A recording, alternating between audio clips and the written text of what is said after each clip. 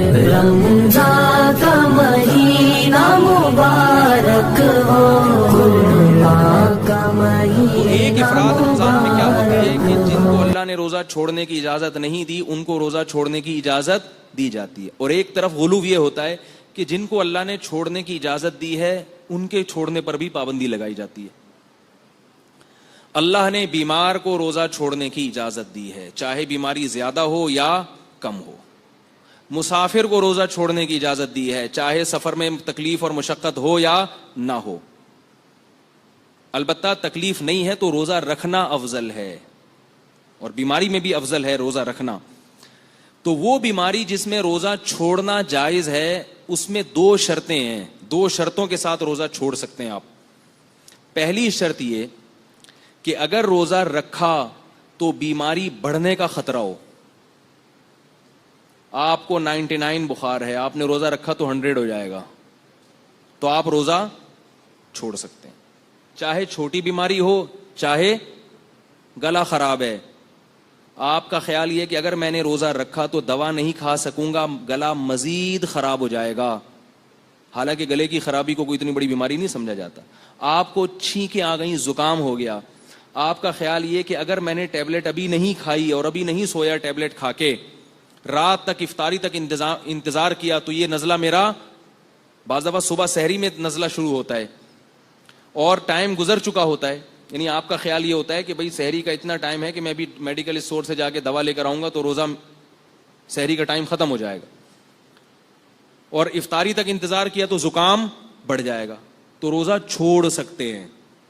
اب اس میں کوئی آپ کو تانا دے، چھینکیں آ رہی ہیں روزہ چھوڑ دیا، تو اس کو بولو اللہ سے جا کے بولو۔ کیا بولیں گے اس میں؟ بھائی اللہ سے بولو کہ چھینکیں آ رہی تھی کیوں؟ اللہ نے جب بول دیا بیماری تو بیماری ہوتی ہے، چاہے چھوٹی بیماری ہو چاہے بڑی بیماری ہو۔ دوسرا مسئلہ یہ ہے کہ بیماری میں بڑھنے کا اندیشہ تو نہ ہو، لیکن بیماری کے دیر سے ٹھیک ہونے کا اندیشہ ہو۔ آپ کا یہ خیال ہے کہ اگر میں نے روزہ رکھا تو بیماری بڑھے گی تو نہیں، لیکن جس بیماری نے 2 دن میں ٹھیک ہونا تھا وہ 2 دن سے زیادہ ہو جائے گی۔ اگر یہ 2 کنڈیشن نہیں ہے تو پھر بیماری میں روزہ چھوڑنا جائز نہیں ہے، کیونکہ روزہ بیماری کو کچھ کہہ نہیں رہا نا۔ بعض بیماریاں ایسی ہوتی ہیں بھوکا رہنے سے جلدی ٹھیک ہو جاتا ہے انسان، اور یاد رکھو زکام ایسی بیماری ہے جس میں بھوکا رہنے سے جلدی ٹھیک ہوتا ہے آدمی۔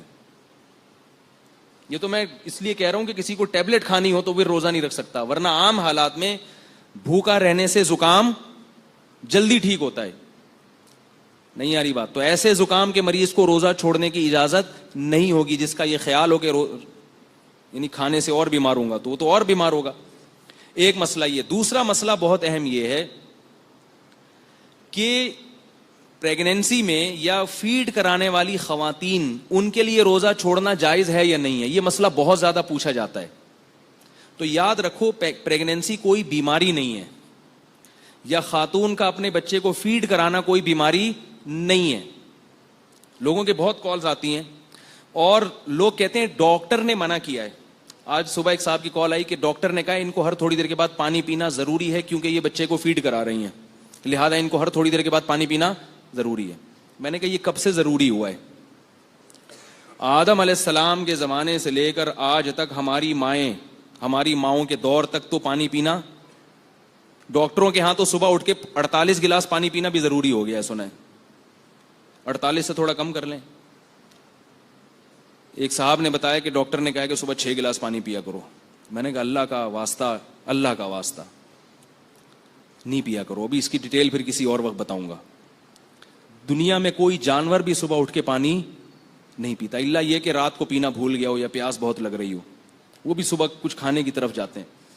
تو میں نے کہا ان سے پوچھیں کہ یہ کب سے، یہ صرف آپ کی وائف کے لیے، یہ ہر خاتون کے لیے کب سے ہوا یہ؟ تو یہ بات یاد رکھیں، فقہا بیان کرتے ہیں کہ پریگننٹ عورت یا دودھ پلانے والی عورت جب کسی ڈاکٹر سے روزہ چھوڑنے کی اجازت لے گی تو 2 شرطیں ہیں۔ ایک تو یہ کہ ڈاکٹر اس فیلڈ کا ماہر ہو، نمبر 2 وہ ڈاکٹر دیندار ہو، رمضان کے روزے کی اہمیت بھی جانتا ہو۔